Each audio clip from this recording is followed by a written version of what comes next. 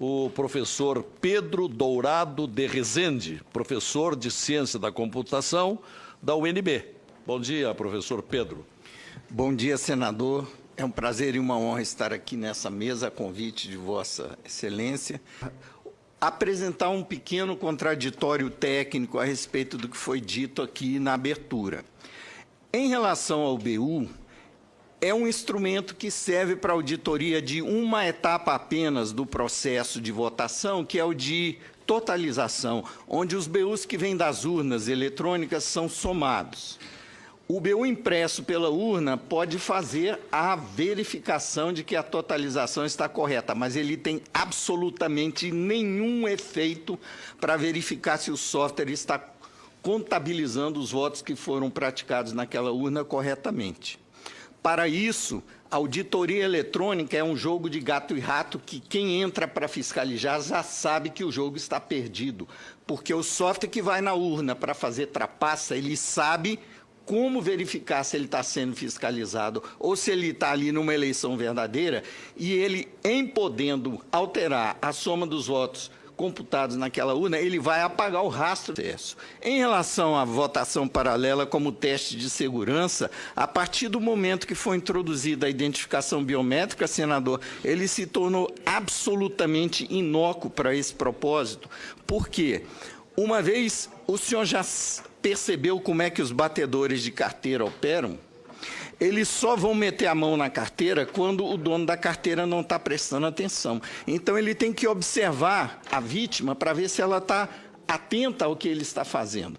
Se ela não estiver atenta, é quando ele vai agir. Um software que é inserido na urna por vários meios possíveis, que meus colegas vão poder explicar quais são em seguida, vai primeiro testar, verificar se ele está sendo observado num teste ou se ele está numa eleição verdadeira. E só vai fazer o que ele foi preparado para fazer de trapaça se ele perceber que não está sendo testado. Ora, com a identificação biométrica, o teste de votação paralela tem que simular eleitores de uma sessão eleitoral verdadeira no dia da eleição. Portanto, nenhum dos que vão pressionar o botão para inserir votos no teste vão ser identificados corretamente pela biometria. Neste caso, a urna que tem identificação biométrica vai dar 100% de falha de identificação biométrica durante o teste. É claro que uma linha de programa apenas é suficiente para detectar que o software trapaceiro está sendo submetido a um teste nesse momento e ele vai ficar quietinho, não vai fazer a trapaça. Entender isso como um teste de segurança é tentar enganar o eleitor que tem alguma capacidade de raciocínio. E isso é uma afronta do ponto de vista técnico, continuar insistindo que o teste de votação paralela continua sendo um mecanismo de auditoria. Continuando, estamos aqui para... Minha função, basicamente, é relatar o que houve em relação ao processo de cumprir a lei que exige o voto impresso como um mecanismo de verificação pelo eleitor de como o seu voto pode ser contabilizado.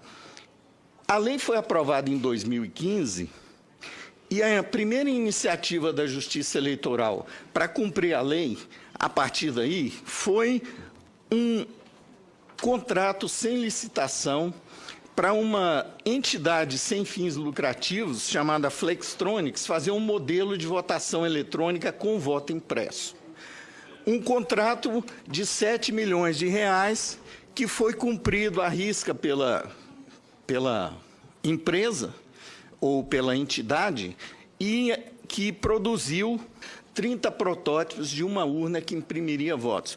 Mas ao preço de R$ 3.700 cada nova urna, um desperdício totalmente desnecessário, que só faria sentido se a impressora fosse fazer parte do sistema de votação como um dispositivo desacoplado da urna, que teria que ser integrada ao sistema de votação por um mecanismo de comunicação que podia ser interceptado por eleitores.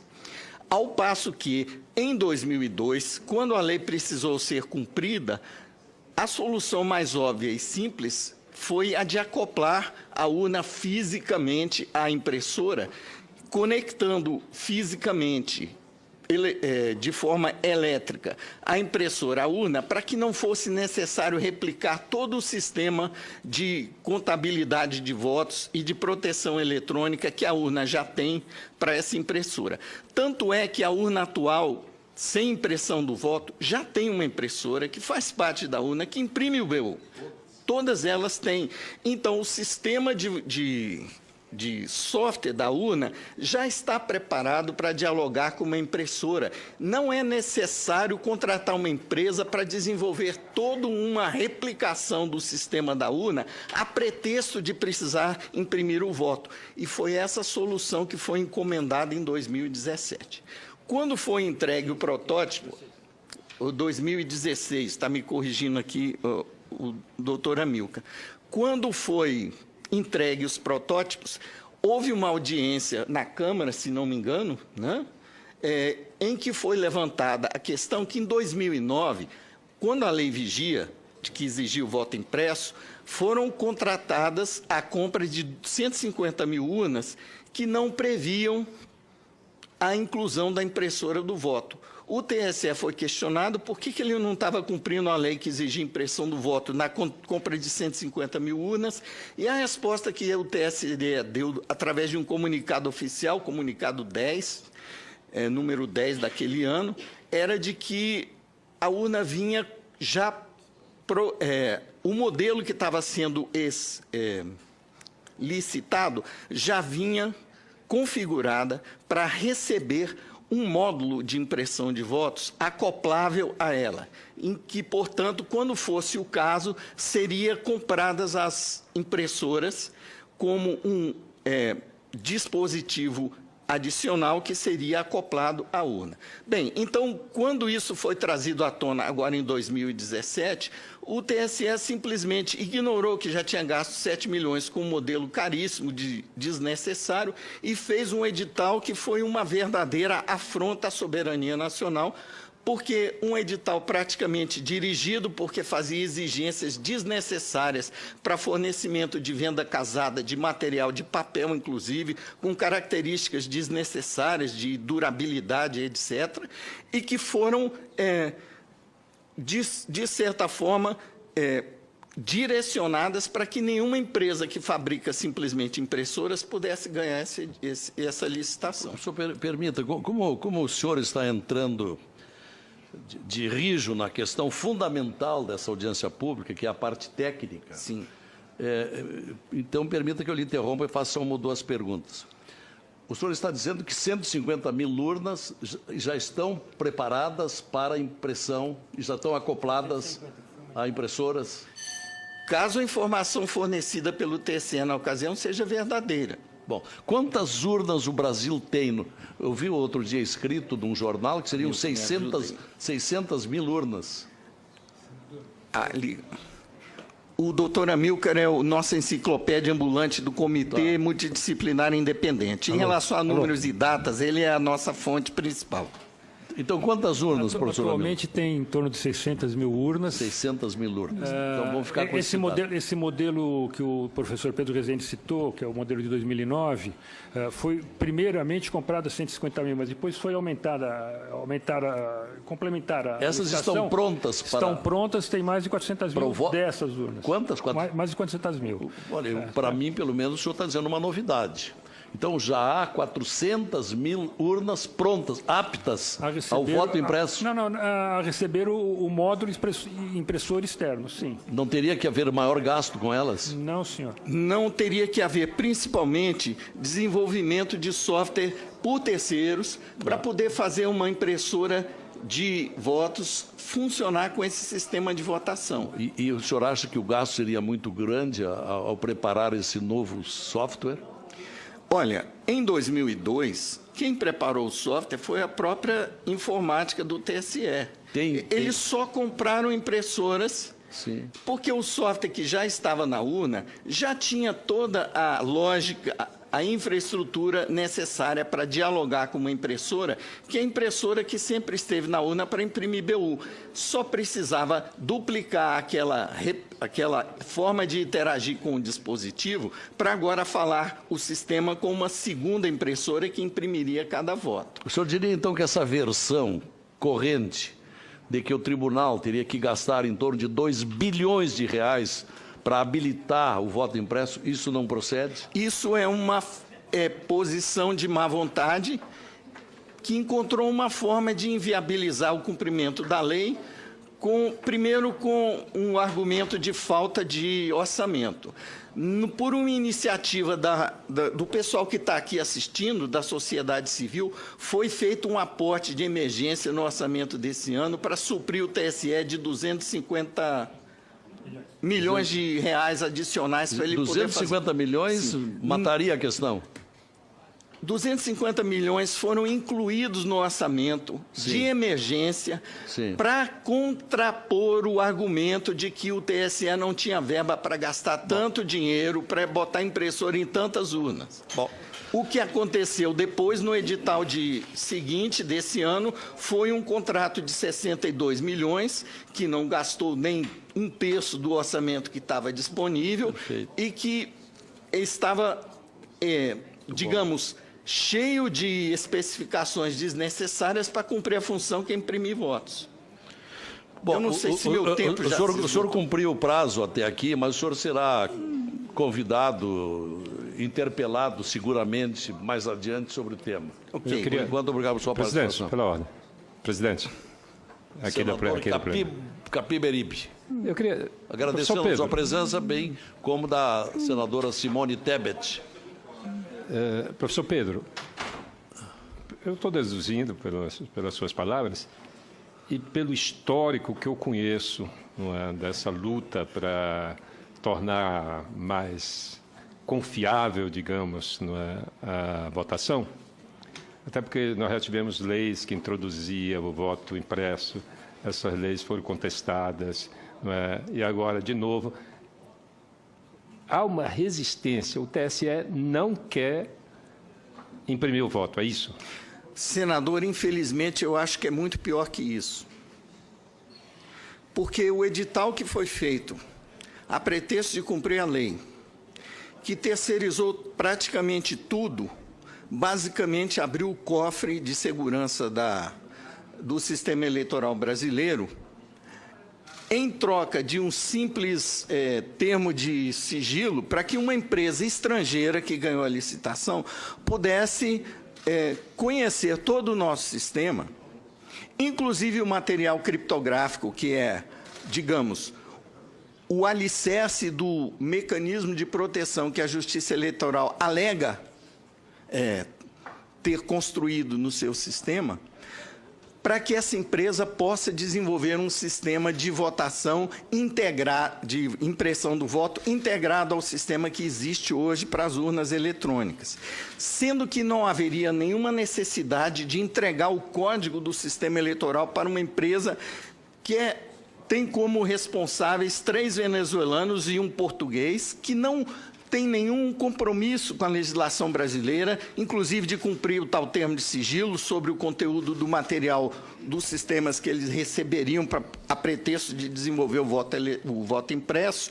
Isso, o que está no edital de licitação para implementar o voto impresso esse ano, a meu ver, é um ato de traição à soberania nacional. E esse edital não foi contestado por ninguém? Esse edital foi contestado pelo CEMIND em 7 petições, cujas cópias estão na minha mão. O senhor pode ler os termos da contestação? É longo? Não. Então o senhor pode ler agora. 5 linhas. Maria Aparecida Rocha Cortiz, advogada, OAB São Paulo, e Pedro Antônio Dourado de Rezende, professor de Ciência da Computação da UNB, membros do Comitê Multidisciplinar Independente, ente da sociedade civil, vem à presença do egrégio tribunal de Contas da União apresentar representação em face do Tribunal Superior Eleitoral para anulação da licitação 106/2017, apuração de responsabilidades e demais providências para ressarcimento ao erário público de eventuais prejuízos gerados conforme abaixo articulado.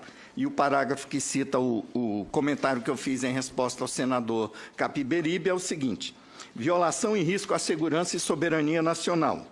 Item 4. Certo é, e consta de forma expressa do edital, que haverá compartilhamento de informações confidenciais sensíveis à segurança do processo de votação entre a empresa estrangeira e o TSE para fins de desenvolvimento desnecessariamente terceirizado da interface entre os equipamentos de votação e os da impressão de votos. A segurança do processo de votação em face de tal aberração contratual, na visão inexplicavelmente ingênua do TSE, estaria garantida pelo mero e simples compromisso dos responsáveis envolvidos, firmado através de um termo de sigilo. Esse termo de sigilo teria o efeito de vincular às leis brasileiras os seus signatários, mas, neste caso, quem vai administrar o consórcio das empresas vencedoras da licitação são 3 cidadãos venezuelanos e um português, que não estão submetidos in totum à legislação nacional. Tem cada qual seu território de domicílio e nacionalidade distintos do nosso, o que, em sendo a intenção, os garante, por princípios jurisdicionais, imunidade em face a tal compromisso, a despeito de qualquer legislação que lhes seja extraterritorial. Assim, agindo na ilegalidade, o TSE coloca em risco a soberania nacional ao compartilhar com tais entes estrangeiros informações confidenciais do sistema de votação usado em eleições oficiais no Brasil, inclusive material criptográfico que pode ser utilizado para simular a origem autêntica de programas que compõem tal sistema. Faço uma interrupção aqui, senador, para comentar que esse material criptográfico teve o acesso negado aos especialistas que estiveram no TSE para desenvolver os testes de segurança, como o professor Diego vai atestar na fala dele em seguida. Com esse material criptográfico, programas stealth, camuflados, capazes de, nas 95% das sessões para as quais não está prevista a impressão do voto, fraudar percentualmente as votações de forma indetectável sob as regras atuais para fiscalização externa, inclusive, como eu comentei, em relação à votação paralela, os quais poderiam ser antecipadamente confeccionados e plantados à sorrelfa para inserção por terceiros, inclusive desavisados do risco, como se fossem programas legítimos, pois passarão como tal perante os dispositivos internos de autenticação ao longo de qualquer dos pontos intermediários da cadeia de custódia dos componentes do referido sistema, com efeito nefasto de contaminá-lo para fins inconfessáveis, com agravante no fato de os entes contratados para custodiar esse material criptográfico não terem vínculo ou obrigação com o Estado de Direito Nacional, o que compromete o cerne da nossa atual democracia. Quando tentamos, com esse argumento, impugnar a licitação, o argumento do TSE, o senhor não vai acreditar, os senhores não vão acreditar. Para nós do CEMIND, do Comitê Multidisciplinar Independente, está no edital, mas não vai ser feito, nós não vamos entregar. Então, por que está no edital? Perfeito. Obrigado, professor. Doutor Pedro de Rezende, peço que o senhor nos consiga uma cópia dessa peça. Doutor